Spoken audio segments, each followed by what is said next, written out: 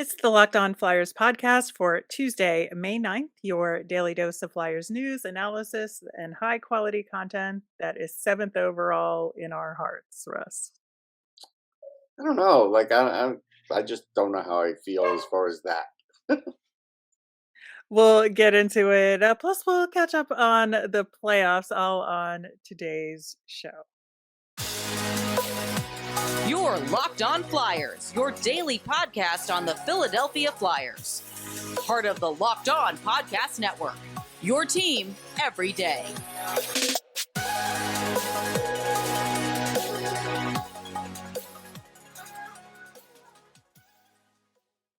Hey there. Thanks for making Locked On Flyers your first listen every day. I am Rachel Donner. You can find me on Twitter at rmiriam.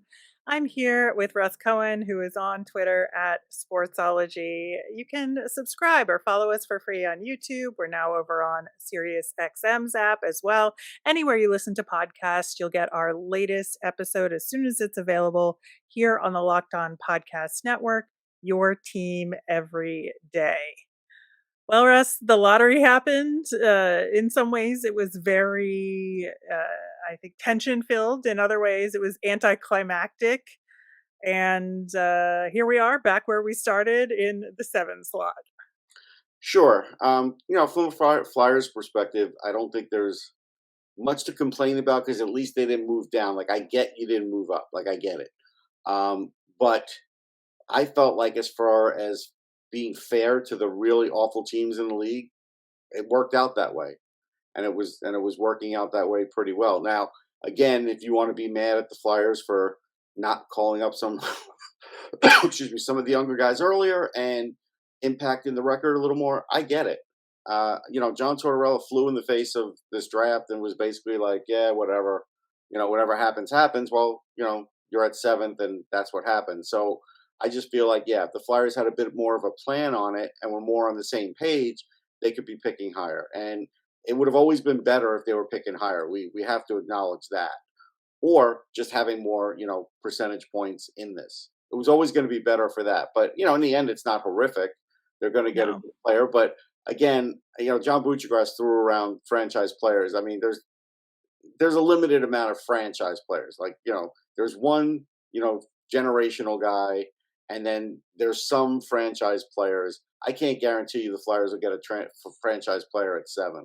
Can't do it. That's a phrase I don't like to just throw around. Yeah, I agree with you on that front that maybe there's one or two other guys besides Bedard that are going to make a significant impact on a team like that. But yeah, I think, I was just very happy the Flyers didn't move down. Right. Nobody moved around until the very end Yeah. of the lottery, which in some ways is a good thing, right? That Yes. the teams just kind of fell into place where they belonged. And, we have said several times over the past week that, for us, the draft lottery should really be contained to the top or the worst 5 teams, I guess, the top 5 worst teams. Let them go a few rounds and then pick the rest.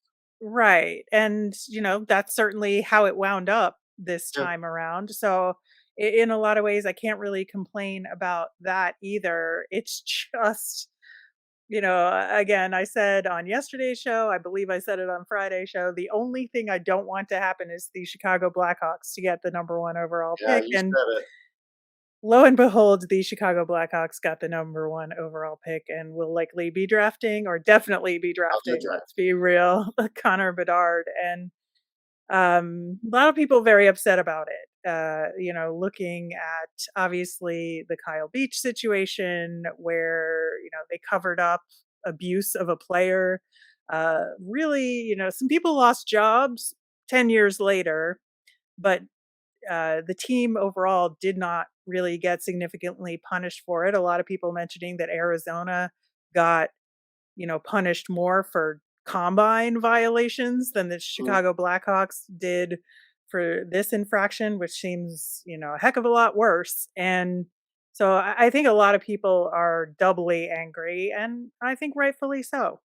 Listen, they could be angry. All I say is don't direct your anger at Conor Bedard. It's nothing he's done. Oh, of course. Of It's like course. he's coming into this league. None of this should fall back on him. If you want to be angry at with the situation, fine. But as far as for the league, having him be on an original six team is good for the league. Like, people may not like that, but it is good. It is good from a marketing perspective. So it is what it is as far as that goes. Yeah, and I think that you have to feel for Ducks fans though Yeah, it in was this court. whole thing. It was just so heartbreaking for them. Not only did they get bumped out of the number one slot, I mean, they're going to get Fantilli, who's Yeah, a phenomenal player. So, in the end, they'll have a little bit to complain about, but not a lot. But no. it just, I think you added the insult to injury by having their logo upside down on the card when it was shown at the end. I was just like, "Oh, that That's just that one is of just those some live extra faux punishment." pas, little faux pas that happens. But Yeah, I'm not going to feel bad for the Ducks because Fantilli's going to be great. He's going to be their top line yeah, center. Uh, I'm not worried about it. I like McTavish a lot, but I think Fantilli's better than McTavish. So, but that's a good thing to have. They now have a right. 2 center combo if they want to, and you go look at teams around the league, they kill for that. So in the end, it's good. They still don't have a coach, so now the coach that they get sort of has an idea now of what's being built there for the future, and that may attract a different kind of coach for them. So that this is a big positive for them.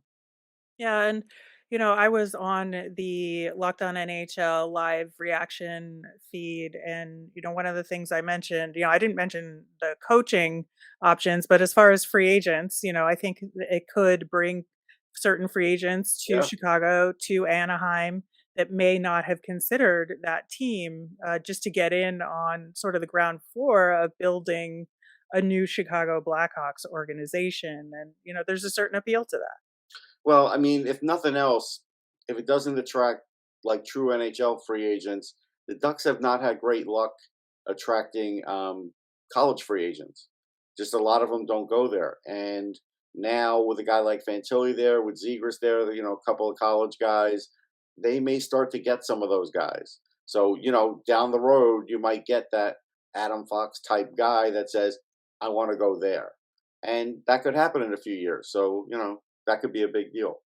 Yeah, I think so too. And so, obviously we're going to get into, looking at the seventh pick in the next segment a little bit, and we'll have a lot to say about it over the next few weeks leading up to the NHL draft. But looking at You sort know, of the one broadcast. other thing I would mention, it just hit me, just the same as Fox.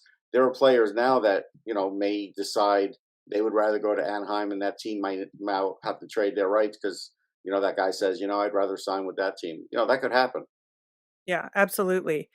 Talking about the broadcast itself of the machinations of the lottery, I think that it seemed like they got to it a little quicker than I thought they might. Yeah, But it was still kind of draggy. it was a slog. Um, yeah, I mean, and again, because nobody moved up from pretty far down, it just felt uneventful for the first little bit.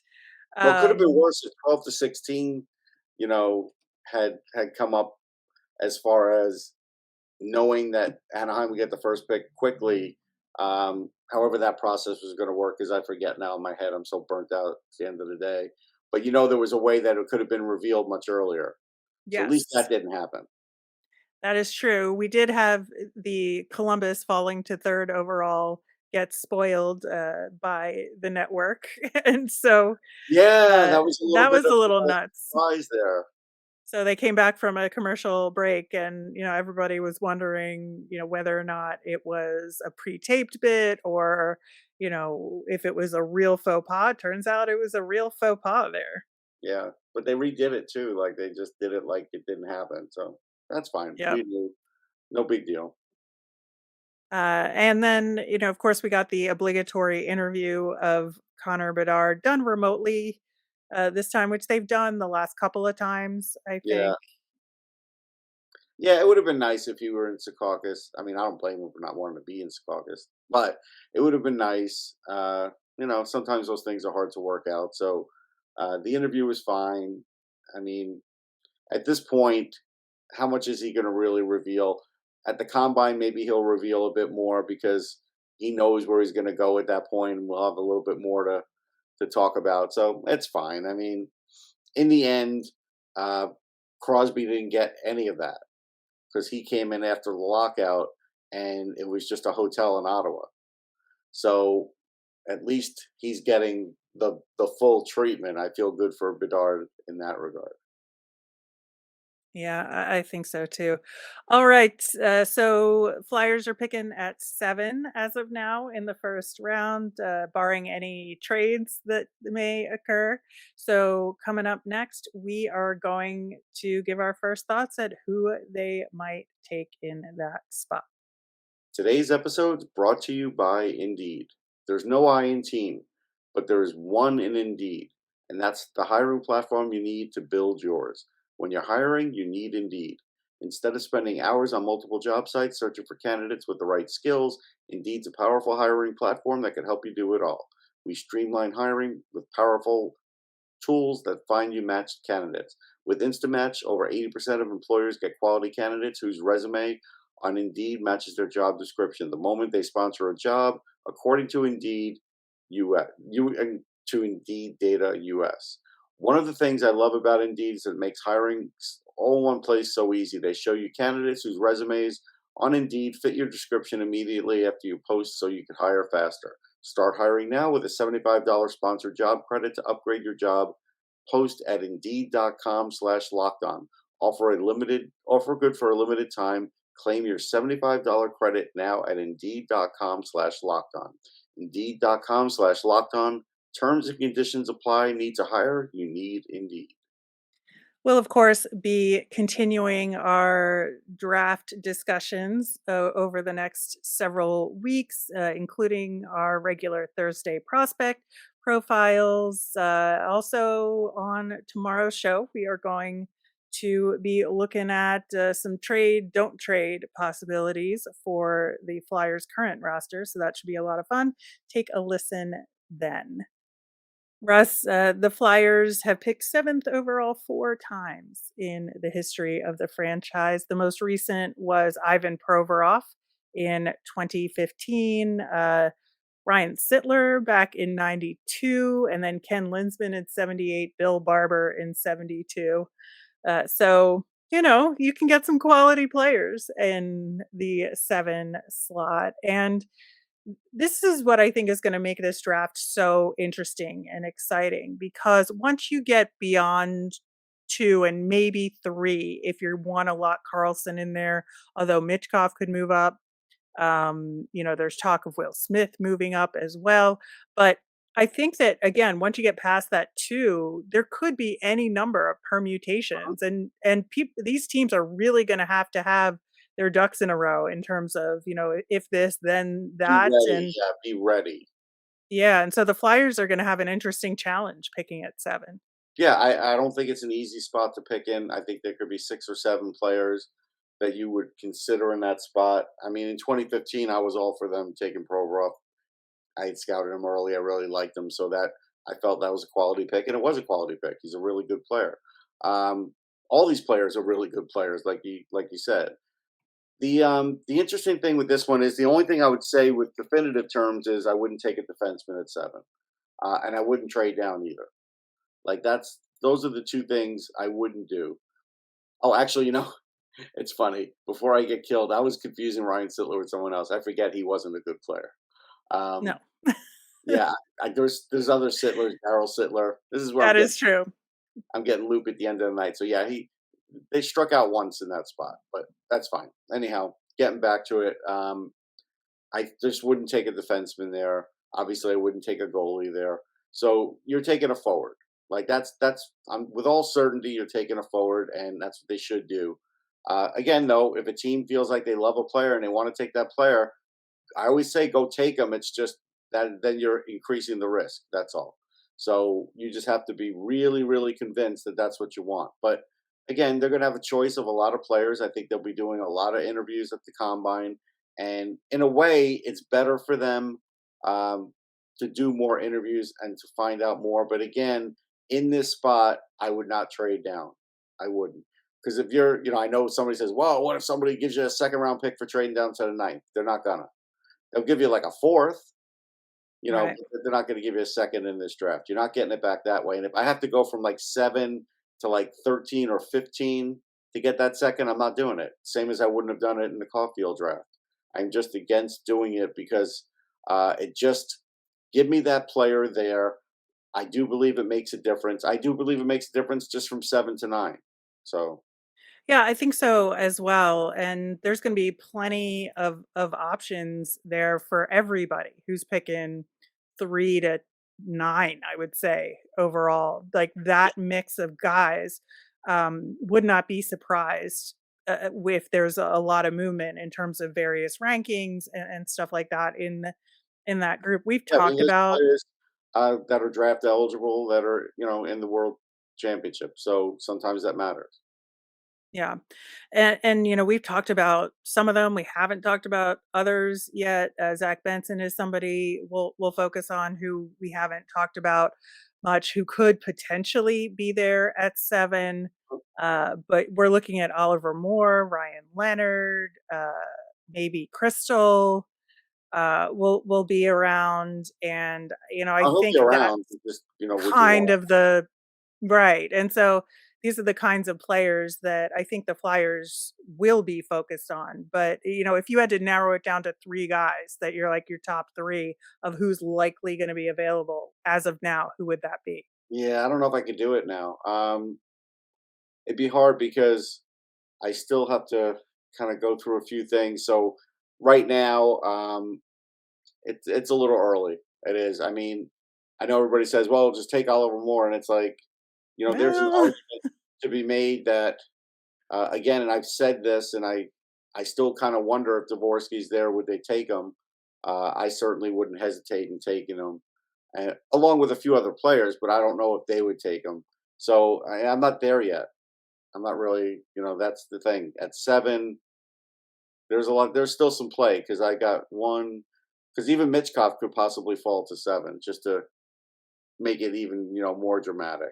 I don't think it's going to happen, but I'm going to right. say there's 1, 2, 3, 4, 5, 6, 7 or 8 players that I would have to look at seriously in that spot.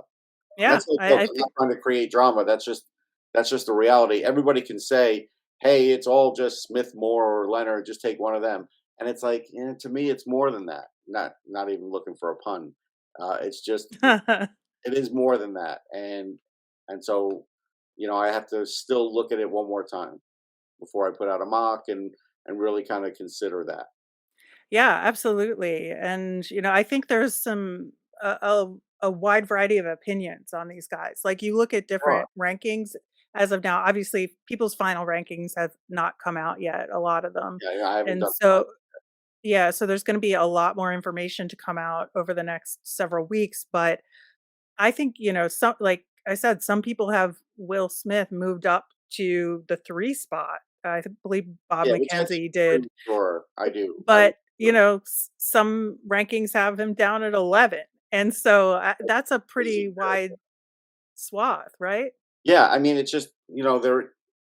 Yeah, there's some guys and I just had a 2.5 hour draft meeting for elite prospects, and that video will be out soon. And there's a lot to talk about, and you'll see. We have like 8 people, I think, on that call, and yeah, I mean, you could see the opinions and where they range, and it's not just talk. Like we're breaking down a lot of different things, pluses and minuses in their games, and but again, that's why I've been looking at this for probably 3 months, 4 months. We've been doing it on this show, and I've been going to tournaments and doing all those things. So that's why I just don't like to throw stuff out there, simply because I am trying to put in the work too. And even when you say as of now, it's funny. Like I would say 2 months ago, it was easier for me. It would have been easier for me to say it 2 months ago than to say it now because I know a lot more now. So that's the funny thing about it. If Yeah, that makes sense.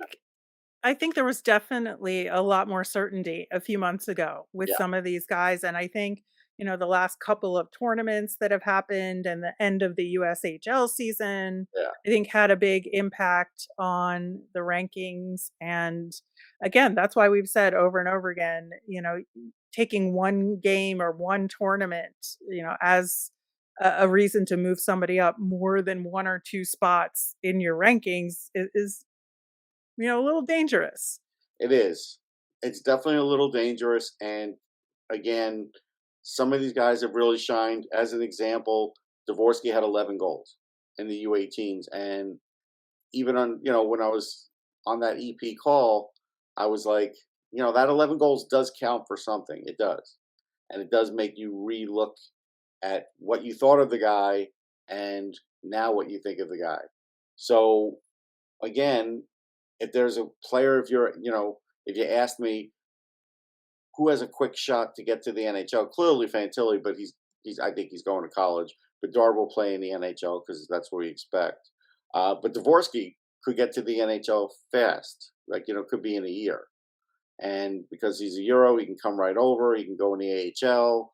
There's some advantages. So if somebody is looking for that and says that's what they like, then they'll do that.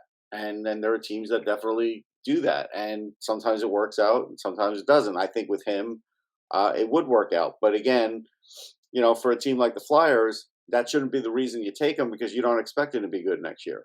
So don't worry about him being in the lineup next year. Worry about the lineup like 3 years from now. Like the other show that I was on, to me, a true rebuild takes around 5 years. If you're Yep. going to do a real rebuild, you're going to get rid of most of your players, and you're going to take about 5 years. But I don't see the Flyers doing that. They haven't shown me any indication, especially even the way they were talking. Danny Briere was talking at his press conference that they're going to do that. So for people that say there's varying degrees of a rebuild, I kind of disagree with that. I think a rebuild is pretty, the only thing you could say is nothing is certain. Like you could do it for 5 years, it might take 7. That's true. But I think what is pretty certain is it's hard to do it quicker. And we pointed out how the Rangers were able to do it quicker, but now it looks like they could take a step back because of everything they did quicker. So you have to be really careful with that. And, we'll see just what the Flyers do and who they trade and what they do. And then we'll have a better idea. Are they really in it? Because this 5 years will go past towards his contract too. Is he going to hang around and be there for let's say year 5 when maybe they're going to start to be better like Detroit is now? Like Yzerman came out and said 5 years, like when he was hired, if you remember. And the Flyers aren't giving that message. There's going to be a lot to talk about along those lines and what the rebuild looks like and how this draft pick will fit into the rebuild. In the meantime, we are going to do a little catch up on the NHL playoffs and give our thoughts on this series so far. All right. So, away from the draft lottery drama or lack of drama, I guess, in a lot of ways, the NHL went directly into the Oilers versus Vegas Golden Knights series, game 3. We don't have the outcome of that game as of recording, but what we do know is that Brossoit left the game with an injury and Hill is in net. Jonathan Quick is dressed and will be serving as backup for the remainder of that game, which is not a good sign. Crazy because he's been missing in action. Like nobody has seen him, nobody has reported on him. So clearly, they just don't want to use him, and that's fine. Well, I'm sure he's not loving that. Now they're going to be forced to at least have him on the bench as a backup. But it's a weird situation. You have to admit it, and it's been Yeah. weird really since the playoffs have started. But yeah, Edmonton right now looks like the powerhouse team anyhow to beat them. I picked them to beat them. Draisaitl is maybe going to set some records. So I don't know. In the end, will it matter that's why Vegas might lose that series? Nah, it just might happen quicker now. Yeah, we'll see. The series going into last night's game was tied at 1, and we'll see what kind of impact that might have. I think the series with some surprise and a lot of drama is the Leafs versus Panthers.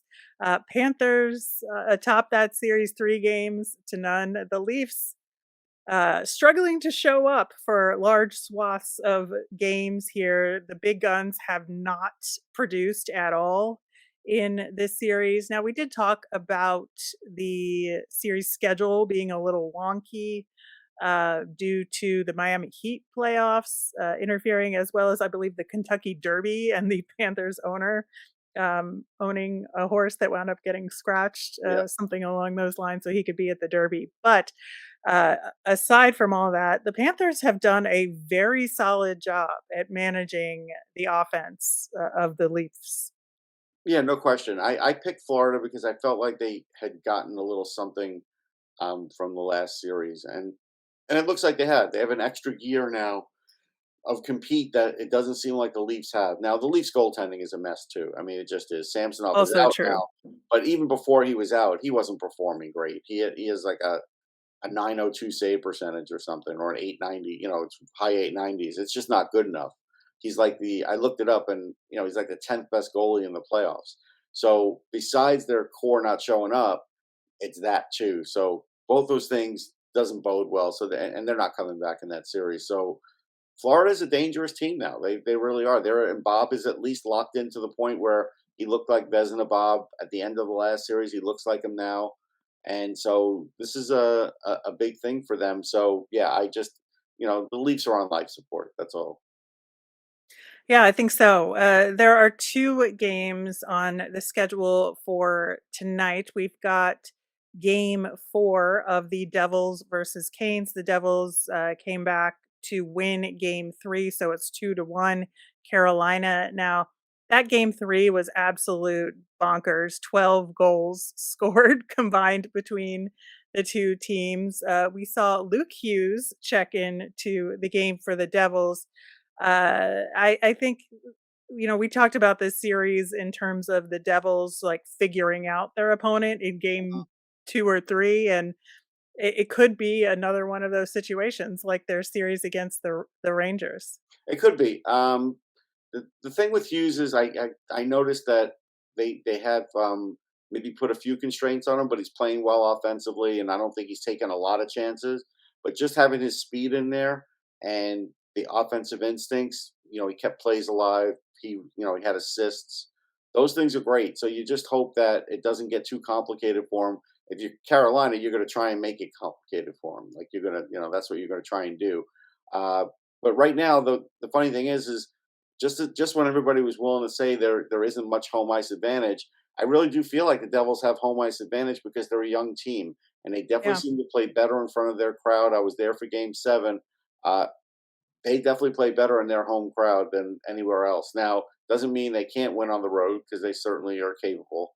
But that's going to be their battle is to win in Carolina because I think they'll do well on their ice. So we'll see. That's an interesting series. I did pick the Devils. I'm sticking with them. Right now, they're showing some life. Yeah, I think so too. The other game tonight, of course, is the Dallas Stars versus Seattle Kraken. And, I think that first game where the Kraken won in overtime, I thought was kind of a harbinger for the rest of the series that Okay. the Stars really needed to pick it up a little bit and that, we've talked about the Kraken being sneaky good over this playoff series and the Stars did win game 2, but then the Kraken just hammered the Stars in game 3. And so again, this game tonight I think is make or break it for the Stars. Yeah, I think you're right. I think they need a big one out of Ottinger because he gave up a lot last game, like 6 or Yeah. 7.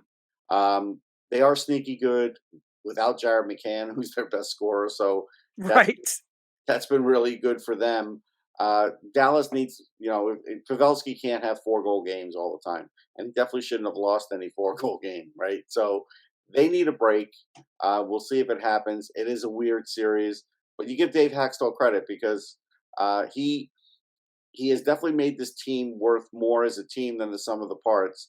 And they have some nice players, but again, it's not like as talent laden as even Dallas is. So give him credit. Let's see where it goes. But I really have no clue or a good feel. I picked Dallas, but it doesn't mean Seattle can't win this. They definitely can win this. Yeah, absolutely.